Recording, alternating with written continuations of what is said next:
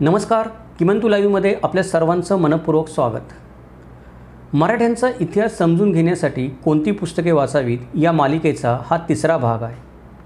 पहिल्या भागामध्ये आपण कोणती पुस्तकं वाचावीत, ती पुस्तकं कशी तपासावीत, त्यातले पुरावे कसे तपासावेत, संदर्भ ग्रंथ म्हणजे नेमकं काय, मराठ्यांचा इतिहासाची संसाधनं म्हणजे नेमकं काय याची थोडीशी प्रास्ताविक माहिती घेतली। दुसऱ्या भागामध्ये आपण मराठ्यांच्या इतिहासाची संसाधने समजले जाणारे भारतीय भाषांमध्ये लिहिलेले संदर्भ ग्रंथ आणि युरोपियन भाषांमध्ये लिहिलेले संदर्भ ग्रंथ यांच्या संदर्भामध्ये चर्चा केली। आणि आज तिसऱ्या भागामध्ये आपण मराठ्यांच्या इतिहासाची माहिती देणाऱ्या आधुनिक इतिहासकारांनी कोणते ग्रंथ लिहिले त्याच्याबद्दल चर्चा करणार आहोत। या मालिकेमधला भाग 2 आणि भाग 3 बनवण्यामागे कारण हे आहे की इथून पुढे आपण ज्या पुस्तकांचे रिव्ह्यू करणार आहोत किंवा ज्या लेखकांचे आपण रिव्ह्यू करणार आहोत त्यांच्याबद्दल आपल्याला एक अनुक्रमणिका स्तरावर माहिती मिळावी। म्हणजे भाग 2 आणि भाग 3 हे या आपल्या मालिकेचे अनुक्रमणिका आहेत। पहिला मुद्दा तो होता आणि दुसरा मुद्दा हा होता की मला स्वतःला जेव्हा मी इतिहास संशोधनाला सुरुवात केली किंवा वाचनाला सुरुवात केली, जास्तीत जास्त शिवाजी महाराजांबद्दल आणि मराठ्यांच्या इतिहासाबद्दल माहिती गोळा करायला सुरुवात केली, त्यावेळी मला स्वतःला पुस्तकं मिळत नव्हती।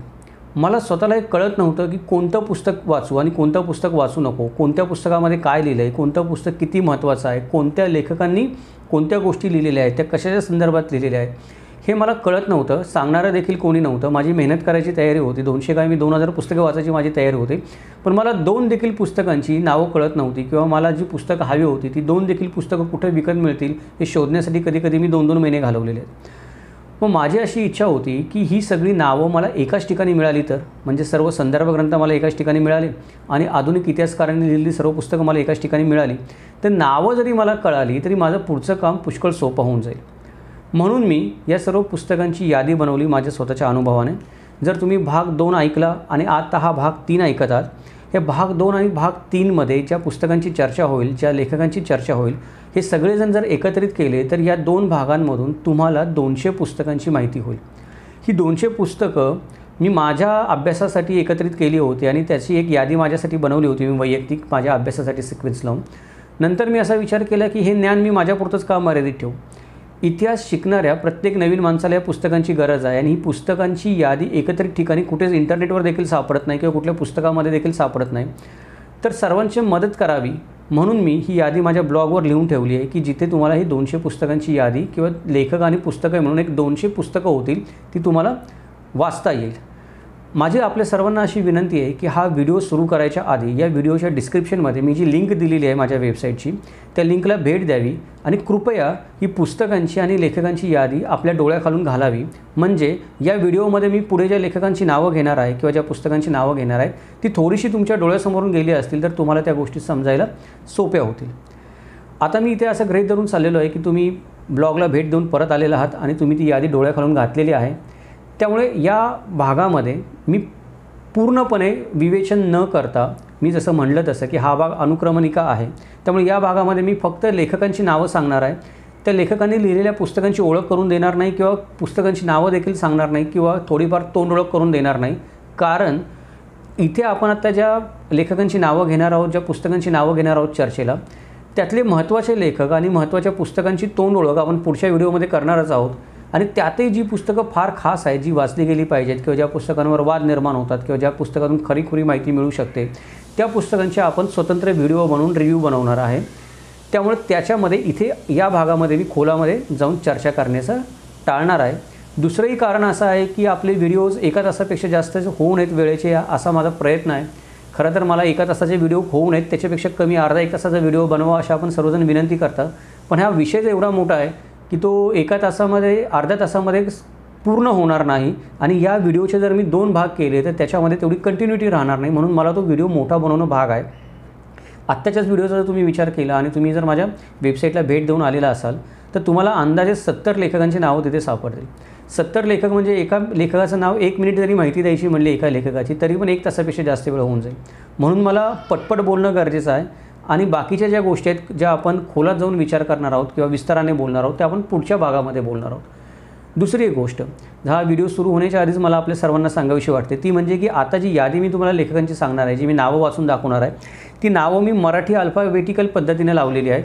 याच्यामध्ये कोणी लेखक माझे खास फार ओळखीचे आहेत किंवा फार जवळचे आहेत, माझ्या आवडते आहेत किंवा खास लोकप्रिय आहेत किंवा त्यांचे विचार तुम्हाला सांगावेसे वाटतात म्हणून त्यांचं नाव वर घेतलं आणि बाकीच्यांचं नाव खाली टाकलं आहे, असं केलेलं नाही आहे. ज्याप्रमाणे मराठी अल्फाबेटिकलप्रमाणे मला नावं भेटली लेखकांची, ती सर्व मराठी अल्फाबेटिकलप्रमाणे नावं आपण या यादीमध्ये घेतलेली आहेत. दुसरा एक मुद्दा सांगण्याचा असा आहे की मागच्या व्हिडिओमध्ये आपण ग्रंथांचं नाव बघितलं, ग्रंथाची माहिती घेतली आणि मग तो ग्रंथ कोणत्या लेखकाने घेतला आहे त्या लेखकाचं आपण नाव सांगितलं. इथे आपण उलटं करणार आहोत. इथे आपण लेखकाचं नाव सांगणार आहोत आणि त्या लेखकाने कोणती पुस्तकं लिहिली ती पुस्तकं तुम्ही पुढच्या व्हिडिओमध्ये पाहू शकता. माझ्या जेव्हा मी त्या लेखकाचा रिव्ह्यू करेल तेव्हा त्या लेखकाने कोणती पुस्तकं लिहिली त्याची मी तेव्हा चर्चा करेन. इथे मी करणार नाही आता वेळेअभावी. किंवा तुम्ही त्या लेखकाचं नाव तुम्हाला समजल्यानंतर इंटरनेटवर जाऊन त्या लेखकाने काय केलं किंवा कोणती पुस्तकं लिहिली ती तुम्ही शोधू शकता. ती तुम्ही शोधावीत अशी माझी इच्छा आहे. कारण एकेका लेखकाने एकापेक्षा जास्त पुस्तकं लिहिलेली आहेत. काही पुस्तकं शिवाजी महाराजांवर एकापेक्षा जास्त लिहिली आहेत किंवा काही लेखकांनी काय केलं की एकच पुस्तक शिवाजी महाराजांवर लिहिलं आणि बाकीचं साहित्य, संगीत किंवा अजून कुठल्या विषयांवर लिहिलेले आहेत. त्यामुळे जर मी पुस्तकाचं नाव घेऊन या व्हिडिओमध्ये आपण चर्चा करायला लागलो तर ती चर्चा खूप मोठी होईल आणि त्याच्यामध्ये गोंधळ उडण्याची पण शक्यता आहे. म्हणून या यादीमध्ये आपण पुस्तकांची नावं घेणार नाही आहोत, आपण फक्त लेखकांची नावं घेणार आहोत. या लेखकांनी किमान एक तरी पुस्तक मराठ्यांच्या इतिहासावर लिहिलेलं आहे हे आपण समजून चला आणि ते पुस्तक शोधून वाचण्याचा प्रयत्न करा. पुढच्या व्हिडिओमध्ये मी त्याचं नाव सांगेनच जर आपण पुढचे व्हिडिओ आपण पाहू त्यावेळेला. अजून एक मुद्दा सांगायचा राहिला की काही लेखकांची नावं याच्यामध्ये मी घेतलेली नाही आहेत अजूनही, जी माझ्याकडे आहेत, पण कारण त्याच्याबद्दल मला काही मनामध्ये माझ्या साशंकता आहे त्यांच्या लिखाणाबद्दल किंवा त्या लेखकांबद्दल, त्यांच्या नावांबद्दल, म्हणून मी ती नावं इथे घेत नाही. त्यामुळे आपल्या स्मरणातलं एखादं नाव याच्यामध्ये नसेल तर तुम्ही मला कृपया तसं सुचवा की या नावाची पण माहिती आम्हाला कळवा म्हणून. ते नाव मी माझ्या वेबसाईटमध्ये नंतर ॲड करेन येणाऱ्या पिढीला बघण्यासाठी किंवा येणाऱ्या आपल्या मित्रांना अभ्यास करण्यासाठी की हे पण एक लेखक आहेत, यांचंही पुस्तक तुम्ही वाचू शकता. त्यामुळे या यादीमध्ये नसणारं पण मराठ्यांचा इतिहास लिहिलेला असणारं असं कोणतं पुस्तक तुमच्या माहितीमध्ये असेल तर तुम्ही मला कळवा. पण ते नाव कळवताना कृपया या गोष्टीची खबरदारी घ्या की ते पुस्तक कादंबरी नसावं, ते पुस्तक नाटक, कविता किंवा पोवाडा नसावं, ते पुस्तक कोणत्याही संघटनेनं प्रसिद्ध केलेलं नसावं स्वतःचे विचार समाजासमोर मांडण्यासाठी किंवा कोणत्याही व्यक्तीनं स्वतःचा प्रोपोगंडा लोकांसमोर पसरवण्यासाठी लिहिलेलं नसावं. त्याचं कारण ही जी पुस्तकं या यादीमध्ये समाविष्ट केलेली आहेत आजच्या, ती पुस्तकं कोणता प्रोपोगंडा पसरवण्यासाठी किंवा मनोरंजन करण्यासाठी लिहिली गेलेली नाही आहेत.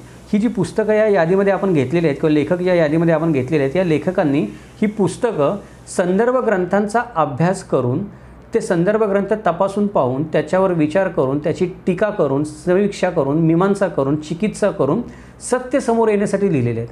जर अशा प्रकारचं एखादं पुस्तक आधुनिक काळामध्ये कोणी लिहिलेलं तुमच्या नजरेमध्ये असेल किंवा या लेखकांच्या यादीमधून त्या लेखकाचं नाव राहून गेलं असेल तर कृपया तुम्ही मला तेही नाव सुचवा. आपण ते वेबसाईटवर ॲड करू जेणेकरून आपले नवीन मित्र जे इतिहास संशोधनामध्ये येतील त्यांना पण ते पुस्तक वाचता येईल.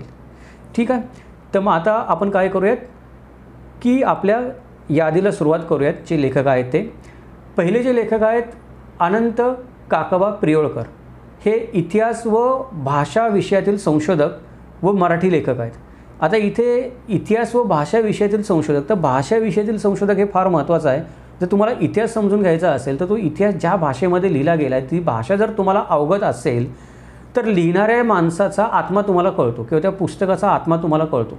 जर मला ती भाषा अवगत नसेल तर काय, म्हणजे एखादा ग्रंथ समजा पर्शियन भाषेमध्ये लिहिलेला आहे आणि तो ग्रंथ भाषांतरित करून मी इंग्लिशमध्ये किंवा मराठीमध्ये वाचतो आहे तर मला ते भाषांतरित केलेले शब्द कळतील, पण मला त्या ग्रंथाचा जो आत्मा आहे, ते लिहिणाऱ्या माणसाची जी भावना आहे ती कळत नाही भाषांतरित भाषेमध्ये. मला ती जर समजून घ्यायची असेल तर मला तो ग्रंथ त्या भाषेमध्येच वाचायला पाहिजे. याचा अर्थ असा झाला की जर तुम्हाला मराठ्यांच्या इतिहासाचा अभ्यास करायचा असेल तर जसं आपण मागच्या व्हिडिओमध्ये म्हटलं 2 नंबरच्या, त्याप्रमाणे तुम्हाला किमान 4 भाषा येणं गरजेचं आहे. मराठी, हिंदी, संस्कृत आणि पर्शियन. मोडी भाषा आली तर फारच उत्तम. ती गृहीतच धरलेली आहे की तुम्हाला आलीच पाहिजे, म्हणून मी त्याचा याच्यामध्ये उल्लेख नाही करत. या 4 भाषा तुम्हाला वाचता आल्या, चांगल्यापैकी समजता आल्या तर तुम्हाला इतिहासाची खोली जास्त समजेल. तुम्हाला अक्षरांमागचे जे अर्थ आहेत, शब्दांमागचे जे अर्थ आहेत निर्जीव, ते जास्त समजतील अशी आशा आहे. दुसरे जे लेखक आहेत अनंत रामचंद्र कुलकर्णी, हे इतिहास संशोधक आहेत, अध्यापक आहेत, लेखक आहेत आणि संपादक देखील आहेत. आता इथे इतिहास संशोधक काय आहेत आपल्याला माहिती आहे. इतिहासामध्ये जी व्यक्ती संशोधन करते ती इतिहास संशोधक आहे. इतिहास जी व्यक्ती कोणत्या कॉलेजमध्ये, शाळेमध्ये शिकवते ती व्यक्ती अध्यापक आहे. संदर्भ ग्रंथांचा अभ्यास करून इतिहासावर जी पुस्तकं लिहिते ती व्यक्ती लेखक आहे. आणि संपादक म्हणजे काय आहे हे बहुतेक लोकांच्या लक्षात येत नाही पटकन, किंवा एखाद्या पुस्तकावर लिहिलेलं असतं की संपादक अमुक अमुक पुस्तक हे, किंवा बखर अमुक अमुक संपादक अमुक अमुक. तर माझ्या पुष्कळ मित्रांनाही समजत नाही की संपादक काय प्रकार आहे, म्हणून थोडंसं आता विषय निघाला म्हणून समजावून सांगतो. संपादक म्हणजे समजा एखादी बखर एखाद्या व्यक्तीला सापडली किंवा कोणीतरी कळवलं. आपण असं गृहीत धरूयात की विका राजवाडे हे इतिहास संशोधक आहेत, त्यांना असं कोणीतरी कळवलं की माझ्या घरामध्ये मला एक बखर सापडलेली आहे किंवा पुस्तक सापडलेलं आहे, मला त्याचा अर्थ लागत नाही, तुम्ही ती बखर तुमच्याकडे घेऊन जा तुमच्या संशोधन मंडळामध्ये आणि संशोधन करून लोकांच्या समोर मांडा. तर हे जे काम आहे की एखादं बखर किंवा एखादं पुस्तक किंवा एखादा ऐतिहासिक दस्तावेज जेव्हा सापडतो त्यावेळेला तो दस्तावेज वाचणं, त्यातल्या चुका सुधारणं, त्यातल्या व्याकरणाच्या दृष्टीने ज्या चुका असतील त्या सुधारणं, त्यानंतर त्याच्यामध्ये कमकुवतपणा काय आहे, त्यामध्ये भेसळ काय आहे, खरेखोटेपणा काय आहे याचा अभ्यास करणं, त्याच्याबद्दल एक प्रस्तावना लिहिणं आणि सुवाच्य अक्षरामध्ये नव्यानं तो ग्रंथ दुसऱ्यांना वाचता येईल अशा प्रकारे मुद्रित याच्यामध्ये साधनेमध्ये प्रकाशित करणं, याला म्हणतात तो ग्रंथ संपादन करणं. हे खूप कष्टाचं काम आहे, कारण जो तुम्हाला मूळ जी तुम्हाला ग्रंथ मिळतो तो कधी कधी फाटलेला असतो, पानं तुटलेली असतात, मागच्या गोष्टींचा पुढच्या गोष्टींची संबंध जुळत नसतो, तो ग्रंथ अस्सल असतो का नक्कल असतो हे पण कधी कधी आपल्याला कळत नाही, मग खूप अडचणी असतात. म्हणजे हे खूप कष्टाचं काम आहे. सुदैवाने आपल्या मराठी भाषेमध्ये आपल्याला खूप चांगले संपादक लाभलेले आहेत, पुष्कळ लोक आहेत ते, त्यांनी आयुष्यभर या गोष्टीसाठी मेहनत केलेली आहेत आणि वेगवेगळ्या बकरी आणि वेगवेगळे दस्तावेज संपादन करून आपल्याला वाचण्यासाठी आपल्यासमोर ठेवलेले आहेत. तर हे झालं संपादक. तर अ.रा. कुलकर्णी हे देखील मराठी भाषेतले एक संपादक आहेत, त्यांनी कित्येक दस्तावेज हे संपादित करून आपल्याला वाचण्यासाठी उपलब्ध करून दिलेले आहेत. त्यानंतर अनंत सदाशिव अळतेकर हे प्राचीन भारतीय शिलालेख, ताम्रपट, नाणी आणि इतिहास यांचे अभ्यासक आहेत व इतिहासकार आहेत. आता इतिहासकार सगळेच आहेत आपल्या यादीमध्ये असणारे लोक आहेत ते, पण खास करून शिलालेख, ताम्रपट आणि नाणी या गोष्टी फार महत्त्वाच्या आहेत. म्हणजे जसं मी या आपल्या मालिकेच्या पहिल्या भागामध्ये म्हणालो की मराठा इतिहासाची संसाधनं म्हणजे फक्त पुस्तकं नाहीत. मराठा इतिहास तुम्हाला 1000 गोष्टींमधून समजतो, त्या सगळ्या गोष्टींचं तुम्हाला ज्ञान असणं गरजेचं आहे. त्याच्यामध्ये शिलालेख येतात, ताम्रपट येतात, नाणी येतात, नकाशे येतात, कापडावर टांगलेली चित्रं येतात, अशा हजारो गोष्टी आहेत ज्याच्यातून इतिहास बोलत असतो, तो आपल्याला समजला पाहिजे. पण सगळ्यात महत्त्वाच्या आहेत ते ताम्रपट आणि शिलालेख आणि नाणी या 3 गोष्टी. तर अनंत सदाशिव अळतेकरांची लिहिलेली सर्व पुस्तकं तुम्ही वाचा आणि त्यातून तुम्हाला काही शिकता येतं का पहा, की नाणी कशी ओळखावीत, नाणी किती प्रकारचे असतात, ताम्रपट कुठे सापडतात, काय असतात, शिलालेख काय असतात, ही माहिती त्यातून घेता आली तर पहा. त्यानंतर चौथे जे आपले लेखक आहेत ते आनंद नागप्पा कुंभार हे मराठी शिलालेख संशोधक आणि शिलालेख वाचक आहेत. आता शिलालेख संशोधक पुष्कळ लोक आपल्याकडे सापडतील की अमुक एक ठिकाणी मी गेलो आणि तो शिलालेख शोधून काढला, अमुक एक शिलालेख मी पाहिला त्याच्याबद्दल काहीतरी लिहिलं, पण तो शिलालेख वाचता येणं म्हणजे त्या शिलालेखावर जी माहिती लिहिली आहे ती माहिती जर वाचता आली तर खूप आपल्याला नवीन नवीन अर्थ उलगडतात, इतिहासाची नवीन पानं आपल्यासाठी उघडली जातात. कारण कधी कधी शिलालेखांवर दानधर्माचा, न्यायदानाचा, एखाद्या लढाईमध्ये एखाद्या योद्ध्यानं शौर्य गाजवलं असेल त्याचा उल्लेख असतो, तारखा असतात, ती चित्रं असतात. त्यामुळे तो शिलालेख वाचता आला तर आपल्याला इतिहासातल्या काही घटनांवर जी पुस्तकांमध्ये लिहिलेल्या आपल्याला आढळतात किंवा कधी कधी आढळत देखील नाही त्यांच्यावर नवीन प्रकाश टाकायला मदत होते. त्यामुळे शिलालेख वाचन हे इतिहास संशोधनाचा आणि अभ्यासाचं एक महत्त्वाचं अंग आहे. तेही जर तुम्हाला शिकता आलं तर ते तुम्ही अवश्य शिकण्याचा प्रयत्न करा. त्यानंतर आप्पासाहेब पवार 5 नंबरचे आपले लेखक आहेत. हे कोल्हापूर विद्यापीठाचे पहिले कुलगुरू होते आणि यांनी महाराणी ताराबाई आणि जिजाबाई यांच्या संदर्भामध्ये व्यक्तिगत दस्तावेज गोळा केले आणि त्यांचं प्रकाशन केलेलं आहे. तर महाराणी ताराबाई आणि जिजाबाई यांची व्यक्तिगत दस्तावेज गोळा केल्यामुळे त्यांच्या व्यक्तिमत्वावर प्रकाश पडण्यासाठी किंवा व्यक्तिमत्व समजून घेण्यासाठी आपल्याला पुष्कळच मदत झालेली असेल. जर तुम्ही जिजाबाईंचे अभ्यासक असाल किंवा ताराराणींचे अभ्यासक असाल तर तुम्ही आवर्जून आप्पासाहेब पवारांनी लिहिलेली ही 2 पुस्तकं किंवा हे दस्तावेज तुम्हाला कुठे मिळतील तर वाचण्याचा प्रयत्न करा. त्यानंतर आबासाहेब मुजुमदार हे इतिहास संशोधक व शास्त्रीय संगीताचे जाणकार आहेत. आबासाहेब मुजुमदार हे एक चतुरस्थ व्यक्तिमत्व होतं. त्यांना विविध कलेच्या विविध क्षेत्रांचं ज्ञान होतं, तिथे त्यांचा संचार होता. इतिहास संशोधनाव्यतिरिक्त पु ल देशपांडे पण त्यांना संगीतकार म्हणून त्यांचं नाव घेताना आपल्याला आढळतात आबासाहेब मुजुमदारांचं. तर त्यांच्याबद्दल तुम्ही चरित्र आहे ते तुम्हाला वाचायला मिळालं तर वाचा, कधी आबासाहेब मुजुमदार कोण होते आणि त्यांनी इतिहासाबद्दल जो एक दृष्टिकोन मांडला आहे तो देखील समजून घेण्याचा प्रयत्न करा. त्यानंतर पुढचे आपले 7 नंबरचे लेखक आहेत कमल गोखले.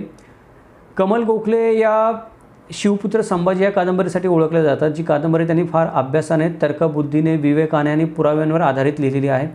जर तुम्हाला एखादी कादंबरी पुराव्यांवर आधारित कशी लिहिली जाते किंवा एखादं पुस्तक तर्काचा आधार घेऊन, साक्षींचा आधार घेऊन कशा प्रकारे लिहिलं जाऊ शकतं, कादंबरी न होता त्याची एक शोधनिबंध प्रकारचं पुस्तक जर तुम्हाला वाचायचं असेल तर तुम्ही कमल गोखलेंचं हे पुस्तक जरूर वाचा. आणि हे पुस्तक वाचा सांगण्याचं अजून एक कारण आहे की आपण संभाजी महाराजांचे जर चाहते असाल किंवा आपल्याला संभाजी महाराजांबद्दल आदर प्रेम भावना वाटत असतील तर खरे संभाजी महाराज जर आपल्याला समजून घ्यायचे असतील तर तुम्ही हे शिवपुत्र संभाजी कमल गोखलेने लिहिलेलं पुस्तक वाचणं फार गरजेचं आहे. संभाजी महाराजांवरच्या 1000 कादंबऱ्या वाचण्यापेक्षा कित्येक प्रकारचे जे प्रश्न तुमच्या मनामध्ये पडलेले असतील त्या प्रश्नांची पुराव्यासहित उत्तरं आपल्याला कमल गोखलेंच्या या पुस्तकामध्ये मिळतील. त्यानंतर 8 नंबरचे लेखक आहेत कृष्णाजी अर्जुन केळुस्कर. कृष्णाजी अर्जुन केळुस्कर हे मराठी इतिहासकार आणि संशोधक आहेत, लेखक देखील आहेत. कृष्णाजी अनंत केळुस्करांना आपण आद्य चरित्रकार म्हणतो शिवाजी महाराजांचे, कारण त्यांनी शिवाजी महाराजांचं मराठी भाषेतलं पहिलं आधुनिक चरित्र लिहिलं. या व्यतिरिक्त देखील त्यांनी मराठीमध्ये इतिहासासंदर्भात भरपूर पुस्तकं लिहिली. इतिहासाकडे बघण्याचा कृष्णाजी अर्जुन केळुस्करांचा स्वतःचा एक दृष्टिकोन आहे. तुम्ही त्यांची सर्व पुस्तके अवश्य वाचा की नवीन जे लेखक नवीन पिढीतले निर्माण झाले ज्यांनी आधुनिक इतिहास निर्माण करायचा प्रयत्न केला त्यावेळेला त्यांनी काय दृष्टीने इतिहासाकडे बघितलं, शिवाजी महाराजांकडे बघितलं. त्या पुस्तकामध्ये लिहिलेल्या गोष्टी खऱ्या खोट्या किती कुठल्या बाजूने कळल्या त्याची चिकित्सा आपण नंतर करू, पण हे पुस्तक वाचा जरूर, कारण हे नवीन पिढीतलं पहिल्या स्वरूपात लिहिलं गेलेलं चरित्र आहे. त्यानंतर काशीनाथ नारायण साने यांना इंग्रजांनी राव बहादूर हा किताब दिला होता. यांनी काव्य इतिहास संग्रह नावाचं एक मासिक जवळजवळ 11 वर्ष चालवलं आणि या 11 वर्षाच्या कालावधीमध्ये कितीतरी शेकडो दस्तावेज त्यांना जे मिळाले, राजदरबारातली पत्रं मिळाली किंवा बकरी मिळाल्या किंवा मराठ्यांच्या इतिहासाची संसाधनं मिळाली, ती संसाधनं त्यांनी शोधून काढून त्याच्यावर विचार करून जसं मी म्हटलं मागाशी तशी संपादन करून या मासिकामध्ये प्रकाशित केली. काव्य इतिहास संग्रह हा जो काशीनाथ नारायण साने यांनी चालू केलेलं पुस्तक होतं, मासिक होतं. हे मासिक मराठ्यांच्या इतिहास संशोधनामधलं एक अमोल ठेवा आहे, कारण जर काशीनाथ सानेंनी तेवढी मेहनत केली नसती आणि ते पुरावे आपल्यासमोर आणले नसते, ते मासिकाच्या रूपाने प्रकाशित झाले नसते, तर आज आपल्याला अभ्यास करायला त्या गोष्टी तेवढ्या सुचारू पद्धतीने मिळाल्या नसत्या, तेवढ्या व्यवस्थित मिळाल्या नसत्या. मग मला काय करावं लागलं असतं, काशीनाथ सानेंनी जे काम केलं ते काम मला दरवेळेला करत बसावं लागलं असतं. हां, तो दस्तावेज मिळाला, मग त्याच्यावर विचार करतो, मग काम करतो. माझं काम सोपं झालेलं आहे. जर तुम्हाला तुमचं काम इतिहास संशोधनाचं सोपं करायचं असेल तर काव्य इतिहास संग्रह जरूर वाचा. तो इंटरनेटवर देखील उपलब्ध आहे. आणि याबद्दल काशीनाथ नारायण साने यांनी जे मोठं काम केलं की याच्या व्यतिरिक्त त्यांनी अजून बरीच कामं केली, बरीच पुस्तकं लिहिली. त्याच्याबद्दल इंग्रज सरकारने देखील त्यांना मी मगाशी म्हणलं तसं राव बहादूर पदवी दिली आणि काशीनाथ नारायण सानेंचं नाव विका राजवाड्यांच्या बरोबरीने येतं नवीन गोष्टी शोधण्यामध्ये आणि संपादित करण्यामध्ये. त्यामुळे काशीनाथ नारायण सानेंनी पण संपादित केलेली सर्व पुस्तकं, ग्रंथ आणि ते खास करून त्यांचा काव्य इतिहास संग्रह तुम्ही जरूर वाचा. त्यानंतर पुढचे आपले लेखक आहेत 9 नंबरचे काशीनाथ नारायण साने. हे एक इतिहास संशोधक आहेत, लेखक आहेत आणि चांगले उत्कृष्ट संघटक आहेत. त्यांची देखील पुस्तकं तुम्ही वाचा. कृष्णाजी वासुदेव पुरंदरे हे मराठी इतिहास संशोधक आणि लेखक आहेत. आता मी थोडं पटपट चालतो, जास्त लेखकांची माहिती सांगत नाही कारण मग वेळ फार जाईल त्याच्यामध्ये. त्यामुळे फक्त लेखकांची नावं घेतो आणि जी अगदीच एखाद्या ठिकाणी सांगणं गरजेचं असेल तर मी ते सांगतो. कृष्णाजी वासुदेव पुरंदरे हे मराठी इतिहास संशोधक आणि लेखक आहेत. त्यानंतर 12 नंबर खंडेराव चिंतामण मेहेंदळे, भारत इतिहास संशोधक मंडळ या संस्थेचे एक संस्थापक होते. यांच्याबद्दल सांगणं गरजेचं आहे की खंडेराव चिंतामण मेहेंदळे यांनी विका राजवाड्यांबरोबर भारत इतिहास संशोधक मंडळाची स्थापना केली. काही कारणाने विका राजवाडे सोडून गेल्यानंतर भारत इतिहास संशोधक मंडळ पुढे चालू राहण्यासाठी ज्या लोकांनी मेहनत घेतली त्याच्यामध्ये खंडेराव चिंतामण मेहेंदळे यांचं नाव खूप मोठं आहे. त्यांनी स्वतः काही पुस्तकं संपादित केलेली आहेत किंवा काही दस्तावेजांची माहिती लिहिलेली आहे किंवा त्यांची विचार वेगवेगळ्या ठिकाणून प्रकाशित झालेले आहेत.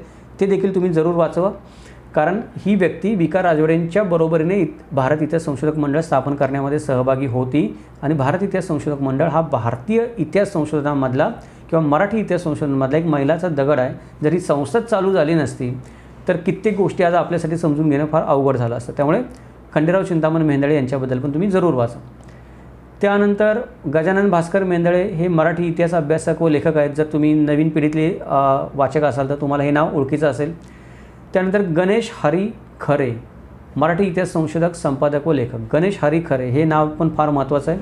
गणेश हरी खरेंनी लिहिलेली कित्येक पुस्तकं ही पुरावात्मक लिखाण कसं करावं, चिकित्सात्मक लिखाण कसं करावं याचं एक आदर्श मानली जातात. गणेश हरी खरेंनी संपूर्ण आयुष्य भारत संशोधन मंडळामध्ये सेवा केली, कित्येक दस्तावेज शोधून काढले, कित्येक पुस्तकं लिहिली.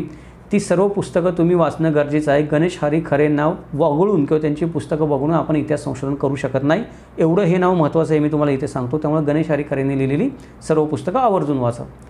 त्यानंतर गोविंद काशीनाथ चांदेकर हे इतिहास संशोधक आहेत आणि प्रभात मासिकाचे संपादक आहेत. यांनी लिहिलेली पुस्तकं आणि प्रभात मासिकामध्ये लिहिलेले लेख देखील तुम्ही आवर्जून वाचा, त्याच्यामधून तुम्हाला इतिहासातली भरपूर माहिती मिळेल. 16 नंबरला आहे जयसिंगराव पवार. जयसिंगराव पवारांना आपण सगळेजण ओळखतो. हे आत्ताच्या पिढीतले नवीन पिढीतले लेखक आहेत आणि आत्ता जी लेखकांची नावं मी तुम्हाला सांगितली त्यातले कित्येक लेखक हे 18व्या शतकातले आहेत, 1880 सालामध्ये वगैरे त्यांनी पुस्तकं लिहिलेली. कित्येक लेखक आहेत 19व्या शतकातले आहेत जुने. त्यांची जी भाषा आहे ती भाषाशैली थोडी अवजड आहे समजायला, विषय किचकट आहेत, लिखाण खूप विस्तृतपणे केलेलं आहे, कधी कधी त्याचा विपर्यास पण होतो, त्यामुळे गोंधळाची अवस्था निर्माण होते. या उलट जयसिंगराव पवार हे आजच्या काळातले आजच्या पिढीतले लेखक आहेत. जर तुम्हाला एखादा मोठा विषय थोडक्यात समजून घ्यायचा असेल तर तुम्ही जयसिंगराव पवारांनी लिहिलेली विविध पुस्तकं वाचा. ती ॲमेझॉन प्राईमवर किंडलवर उपलब्ध आहेत, त्यानंतर मला वाटतं बुक गंगावर देखील उपलब्ध आहेत, तुम्ही विकत घेऊनसुद्धा वाचू शकता. जयसिंगराव पवार हे एक न टाळता येणारं नाव आहे. त्यानंतर पांडुरंग सखाराम शेणवी पिसूर्लेकर, डॉक्टर पांडुरंग सखाराम शेणवी पिसूर्लेकर हे नाव मला वाटतं बऱ्याच लोकांनी आत्तापर्यंत ऐकलेलं नसेल किंवा खूप लोकांचा या नावाबद्दल काही माहिती नसेल. त्याचं कारण असं आहे की पांडुरंग सखाराम शेणवी हे गोव्यामध्ये जन्माला आले आणि त्यांनी पोर्तुगीज भाषेचा अभ्यास केला. जे कार्य इतिहास संशोधनाचं, मराठी इतिहास संशोधनाचं वि. राजवाडे, काशीनाथ साने वगैरे लोकांनी महाराष्ट्रामध्ये पुण्यात बसून केलं, तेच पोर्तुगीज इतिहासाचं संशोधन करण्याचं. भारतातील पोर्तुगीजांचा इतिहास, मी महाराष्ट्रातल्या इतिहासाबद्दल बोलत नाही, भारतातील पोर्तुगीजांचा इतिहासाबद्दल संशोधन करण्याचं काम पांडुरंग सखाराम शेणवी पिसूर्लेकर यांनी गोव्यामध्ये केलं. ते पोर्तुगीज भाषेचे अत्यंत जाणकार होते, अभ्यासक होते. त्यांनी कित्येक पुस्तकं पोर्तुगीज भाषेमध्ये लिहिली, त्याच्याबद्दल पोर्तुगीज सरकारने त्यांचा गौरव देखील केलेला आहे. त्यांनी कित्येक पोर्तुगीज दस्तावेज शोधून काढलेले आहेत. त्यानंतर मराठा पोर्तुगीज संबंध हा एक ग्रंथ त्यांनी या अनुषंगाने लिहिलेला आहे. त्या ग्रंथामधून आपल्याला पोर्तुगीज आणि मराठा या दोन ज्या राजसत्ता एकमेकांच्या शेजारी राबत होत्या किंवा नांदत होत्या, या दोन राजसत्तांचा एकमेकांमधील संघर्ष, एकमेकांमधील नातं, कधी प्रेमाचं, कधी भांडणाचं, कधी युद्धाचं, कधी तहाचं, त्या काळातील राज्यव्यवस्था, लोकव्यवस्था याच्याबद्दल पुष्कळ प्रकाश पडतो. त्यामुळे डॉक्टर पांडुरंग सखाराम शेणवी यांनी लिहिलेलं किमान हे एक पुस्तक तरी वाचायचं तुम्ही बिलकुल सोडू नका. याच्या व्यतिरिक्त त्यांनी जी पोर्तुगीज भाषेमध्ये पुस्तकं लिहिली आहेत ती पुस्तकं मराठी भाषेमध्ये भाषांतरित झाली असावीत असा माझा अंदाज आहे. जर नसतील झालीत तर ती सर्व पुस्तकं भारत सरकारने विनामूल्य अनुदानित करून सर्वांना वाचण्यासाठी PDF फाईलमध्ये इंटरनेटवर उपलब्ध करून द्यावीत अशी मी विनंती करतो. कारण पोर्तुगीजांबद्दल फार कमी लिहिलं गेलेलं आहे आपल्याकडे, आपल्या इतिहासामध्ये, आपल्या बाजूने.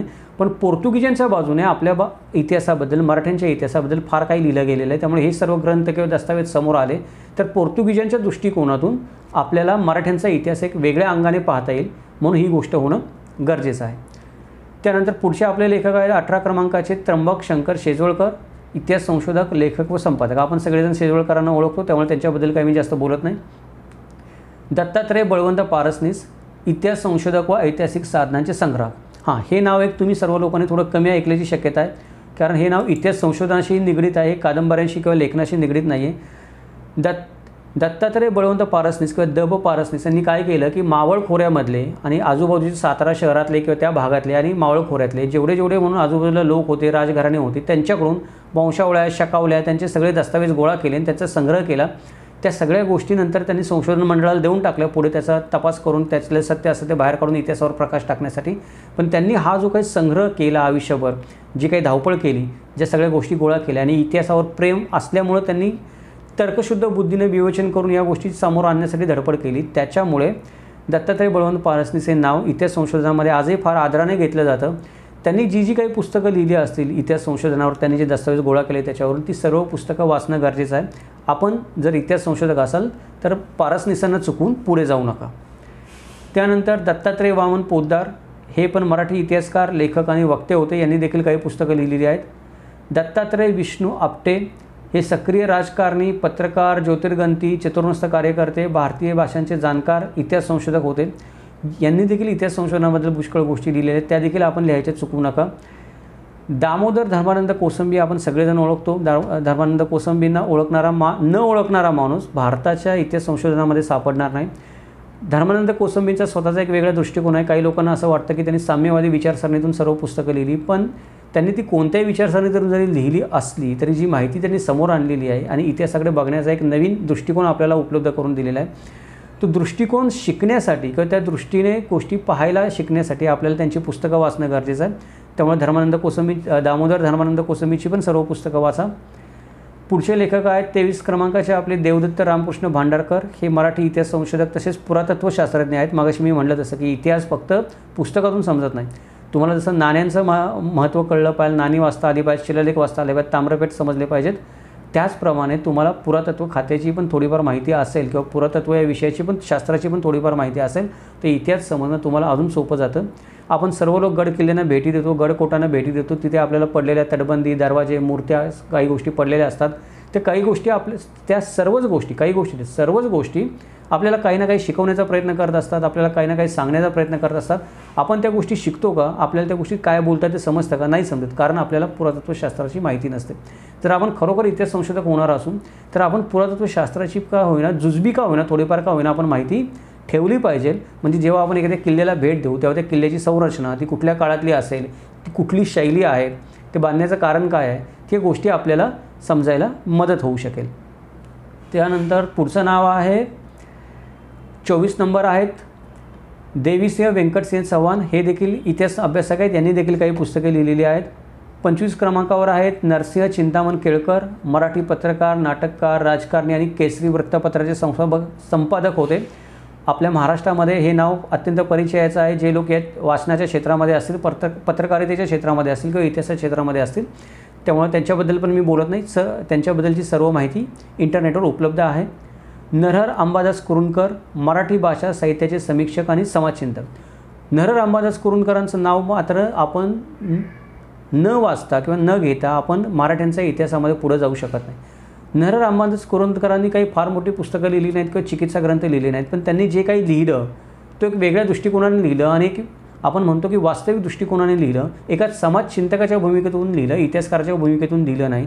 तो नरहर अंबादास कुरूंकर यांनी जी पुस्तकं लिहिली किंवा आपण नरहर कुरूंकर म्हणून त्यांना ओळखतो, ती सर्व पुस्तकं जी शिवाजी महाराजांबद्दल लिहिलेली असतील किंवा मराठ्यांच्या इतिहासाबद्दल लिहिलेली असतील ती वाचणं फार गरजेचं आहे. नरहर कुरूंकरांच्या आधीपर्यंत असं मानलं जायचं की शिवाजी महाराजांचा आणि मोगलांचा झगडा हा हिंदू आणि मुस्लिम या दोन धर्मातला झगडा होता, असं एक सर्वसाधारणपणे मानलं जात होतं ढोबळमानाने. त्याचा कोणी प्रतिवाद केला नाही फार प्रखरपणे नरहर कुरूंकरांच्या आधी. नरहर कुरूंकरांनी असं म्हणलं की शिवाजी महाराजांनी औरंगजेबामधला झगडा किंवा मराठ्यांचा आणि मोगल सत्तेमधला झगडा हा धर्माचा झगडा नव्हता, तर तो ऐतद्देशीय आणि परकीय राजसत्ता याच्यामधला झगडा होता. आणि हा दृष्टिकोन जर समजून घ्यायचा असेल चांगल्या अर्थाने तर आपल्याला नरहर कुरूंकर वाचणं गरजेचं आहे. त्यानंतर नरहर रघुनाथ फाटक हे मराठी प्राध्यापक, प्रकांड पंडित, पत्रकार, चरित्रलेखक, इतिहास संशोधक, मराठी संत वाङ्मयाचे चिकित्सक व साहित्य समीक्षक आहेत. आता इथे एक विषय नवीन आला, मराठी संत वाङ्मयाचे चिकित्सक. जसं मी तुम्हाला दुसऱ्या भागामध्ये आणि पहिल्या भागामध्ये पण सांगितलं की मराठ्यांचा इतिहास किंवा कोणताही इतिहास समजून घ्यायचा असेल तर त्या इतिहासाव्यतिरिक्त तत्कालीन कालखंडाची माहिती देणारे जे काही ग्रंथ असतील ते ग्रंथ समजून घेणं फार गरजेचं आहे. आणि महाराष्ट्रापुरता विचार केला तर महाराष्ट्रामध्ये निर्माण झालेलं संत वाङ्मय हे न वाचता कोणतीही व्यक्ती मराठ्यांचा समाजमानाचा किंवा महाराष्ट्राच्या तत्कालीन समाजमानाचा कानोसा घेऊ शकणार नाही. आणि त्याला जर समाजमानाचा कानोसाच घेता आला नाही एखाद्या व्यक्तीला तर तिला इतिहास देखील पुस्तकं वाचून फक्त समजणार नाही. त्यामुळे शिवाजी महाराजांचे जे समकालीन संत झाले किंवा शिवाजी महाराजांच्या मृत्यूनंतर आणि जन्माच्या आधी पण जे काही संत झाले त्यांनी जे काही लिखाण केलं ते लिखाण आपल्याला शिवाजी महाराजांचा कालखंड समजून घेण्यासाठी की तो काळ कोणता होता, त्या काळामध्ये लोक विचार कसे करत होते, जीवनधारा काय चालली होती हे समजून घेण्यासाठी फार गरजेचं आहे.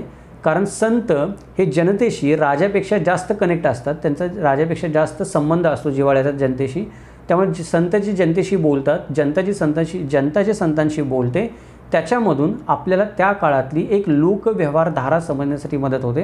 आणि ही लोकव्यवहारधारा जर आपल्याला समजली तर त्या काळामध्ये जो राजा होता, भले ते राजे शिवाजी महाराज असतील, संभाजी महाराज असतील, शहाजीराजे असतील, तर त्या राजांना कोणत्या प्रकारच्या समाजव्यवस्थेला किंवा कोणत्या प्रकारच्या मानसिकतेतल्या जनतेला हाताळायचं होतं याचं आपल्याला चांगल्या प्रकारे ज्ञान होऊ शकतं.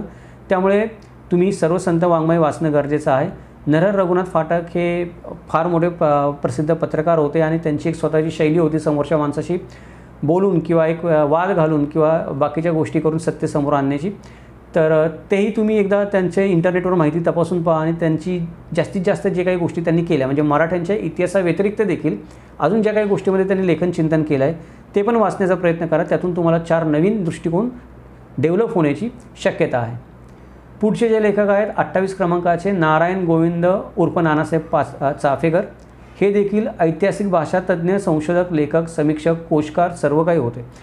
नारायण गोविंद उर्फ नानासाहेब चाफेकर यांनी लिहिलेली किंवा शब्दांची केलेली रचना किंवा जे आपण म्हणतो की कोशकार होते ते, तर त्या अँगलने देखील आपण विचार केला पाहिजे. ज्या वेळेला आपण शिवाजी महाराजांचा विचार करतो त्यावेळेला शिवाजी महाराजांचा इतिहास ज्या भाषेमध्ये लिहिला गेला किंवा परकीय भाषेतले जे शब्द आहेत त्या शब्दांचं आपल्याला महत्त्व कळलं पाहिजे, त्या शब्दांचे अर्थ उमगले पाहिजेत. जर एखादा शब्द आपल्या मराठी भाषेमध्ये नसेल तर तो शब्द निर्माण करता आला पाहिजे. याच्यासाठी भाषाकोशाचं फार मोठं योगदान असतं. त्यामुळे नारायण गोविंद नानासाहेब चाफेकर, नारायण गोविंद उर्फ नानासाहेब चाफेकर यांनी जी काही पुस्तकं लिहिलेली आहेत ती पुस्तकं तुम्ही वाचा. त्या पुस्तकातून तुम्हाला एका कोशकार कोणत्या नजरेने बघतो इतिहासाकडे ती गोष्ट कळू शकेल. त्यानंतर पुढे आहेत निनाद बेडेकर, इतिहास अभ्यासक व लेखक. निनाद बेडेकरना आपण सगळेजण ओळखतो, त्यामुळे जास्त काही बोलायची गरज नाही. परशुराम रामचंद्र दाते हे पण इतिहास लेखक आहेत, यांचीही पण सर्व पुस्तकं तुम्ही वाचा. पांडुरंग नरसिंह पटवर्धन इतिहास संशोधक व लेखक आहेत, यांनी पण काही पुस्तकं लिहिलेली आहेत. पृथ्वीगीर हरिगीर हे मराठी पत्रकार, ज्ञाती इतिहास संशोधक आणि इतिहास संपादक आहेत, यांची पण पुस्तकं तुम्ही वाचा. प्रमोद मारुती मांडे हे मराठी इतिहास संशोधक व क्रांतिकारकांचे गाढे अभ्यासक आहेत. आता इथे हा विषय आला म्हणून बोलतो की क्रांतिकारकांचे गाढे अभ्यासक. तर आता तुम्ही म्हणाल की क्रांतिकारकांची चरित्र आम्ही का वाचायची, त्यातून आम्हाला शिवाजी महाराज काय समजणार आहेत. या जगामध्ये जिथे जिथे म्हणून स्वातंत्र्याची उर्मी निर्माण झाली, ज्या ज्या माणसाने अन्यायाविरुद्ध लढायचं ठरवलं, स्वातंत्र्यासाठी लढायचं ठरवलं, त्या प्रत्येक माणसाची प्रेरणा कुठे ना कुठेतरी शिवाजी महाराज होतं. म्हणजे क्रांतिकारांची आपण जर चरित्र वाचली तर क्रांतिकारकांच्या चरित्रामध्ये आपल्याला दिसून येतं की क्रांतिकारकांनी कुठे ना कुठेतरी शिवाजी महाराजांना आदर्श ठेवले. अगदी नेताजी सुभाषचंद्र बोस जरी असले तरी ते पण शिवाजी महाराजांना आदर्श मानत असत. काही क्रांतिकारक शिवाजी महाराजांबद्दल निगेटिव्ह लिहितात, तर त्याची निगेटिव्ह लिहिण्याची कारणं आपण त्यांच्या कालखंडामध्ये शोधली पाहिजेत, त्यांच्या विचारसरणीमध्ये शोधली पाहिजेत आणि शिवाजी महाराजांबद्दल त्यांचा दृष्टिकोन काय होता तेही समजून घेतलं पाहिजे. तर हे या सगळ्या गोष्टी आपल्याला म्हणजे शिवाजी महाराज किती मोठे होते, शिवाजी महाराजांचा प्रभाव कोणत्या कोणत्या मोठ्या व्यक्तींवर आणि कार्यावर पडला, कोणत्या कोणत्या क्रांतिकारकांवर पडला, हे आपल्याला समोरच्याला समजावून सांगायचं असेल शिवाजी महाराजांचं मोठेपण, तर आपण क्रांतिकारकांची चरित्र वाचली पाहिजेत. मला खात्री आहे की तुम्ही कोणत्याही क्रांतिकारकाचं चरित्र महाराष्ट्रामध्ये वाचलं जो 1857च्या नंतर निर्माण झाला आहे. 1857च्या आधी तर आहेच प्रभाव, पण आधुनिक क्रांतिकारक जे निर्माण झाले त्या प्रत्येक क्रांतिकारकाने कधी नाही कधीतरी किमान शिवाजी महाराजांचं नाव एकदा ऐकलं होतं आणि शिवाजी महाराजांकडनं थोडीशी का होईना पण स्वराज्याबद्दल स्फूर्ती घेतली होती. हे सर्व लिखाण आपण गोळा करून त्याचा एक शोधनिबंध प्रकाशित केला पाहिजे. त्याच्यामुळे शिवाजी महाराजांचं महत्त्व अधोरेखित होईल. मला वेळ भेटला तर मी ते काम करतोच आहे की सर्व क्रांतिकारकांचा अभ्यास करायचा आणि त्या क्रांतिकारकांचा अभ्यास करून आपण प्रत्येक क्रांतिकारकावर शिवाजी महाराजांचा काय प्रभाव पडला याचं एक विवेचन करायचं संक्षिप्तमध्ये आणि एक शोधनिबंध प्रकाशित करायचा, जेणेकरून मला शिवाजी महाराजांचं मोठेपण लोकांना समजावून सांगता येईल. त्यानंतर पुढचे आपले लेखक आहेत प्रल्हाद नरहर देशपांडे. हे इतिहास भाषा विषयातील संशोधक व मराठी लेखक आहेत. प्राध्यापक म देशमुख तत्त्वज्ञ आणि इतिहास संशोधक. आता इथे मी त्याच लेखकांची माहिती सांगतो आहे किंवा जास्त किंवा एखाद्या लेखकाचं फक्त मी नाव घेऊन सोडून दिलं याचा अर्थ तो लेखक कमी महत्त्वाचा आहे असं नाही, तो लेखक देखील तितकाच महत्त्वाचा आहे. पण आपल्याकडे वेळ कमी आहे, त्याच्यामुळे एखाद्या लेखकाच्या बाबतीत जर काही वैशिष्ट्यपूर्ण सांगता आलं तर ते सांगण्याचा मी प्रयत्न करतो आहे की जे दुसरीकडे कुठे आपल्याला आढळणार नाही. त्यामुळे असं समजू नका की या लेखकाचं नाव फक्त मी घेतलं आणि सोडून दिलं याचा अर्थ त्या लेखकाची पुस्तकं वाचायचं काही कारण नाही, ते देखील तितकेच महत्त्वाचे आहेत. पण आता जे पुढच्या लेखकांचं मी नाव घेतो आहे 35 क्रमांकाचे आपले लेखक आहेत प्राध्यापक म देशमुख. आपण आपल्यापैकी बरेच लोक त्यांना ओळखत असतील, काही लोक त्यांच्या बाजूचे असतील म्हणून ओळखत असतील, काही लोक त्यांच्या विचारांच्या विरोधात असतील म्हणून ओळखत असतील. तर विरोधक असोत किंवा समर्थक असोत म देशमुखांना सगळेजण ओळखतात. म देशमुखांच्या बाबतीत एक खास गोष्ट अशी आहे की त्यांनी मराठीच्या इतिहासाबद्दल पुष्कळ पुस्तकं लिहिली, त्यानंतर शिवाजी महाराजांबद्दल पण पुष्कळ पुस्तकं लिहिली. पण त्यांनी एक जे पुस्तक लिहिलं होतं मध्ययुगीन भारत, त्याच्यावर शासनाने बंदी आणली आणि ती बंदी आणल्यानंतर ती बंदी उठवण्यासाठी म देशमुखांनी हायकोर्टापर्यंत लढाई दिली आणि शेवटी शासनाला ती बंदी उठवावी लागली. आता ही गोष्ट सांगायचं कारण काय, ते म देशमुखांचं एका गोष्टीचं मी लेखक म्हणून कौतुक करत नाही किंवा त्यांनी त्यांच्या पुस्तकामध्ये काय लिहिलं आहे त्याचं मी समर्थन करतो म्हणून कौतुक करत नाही आहे.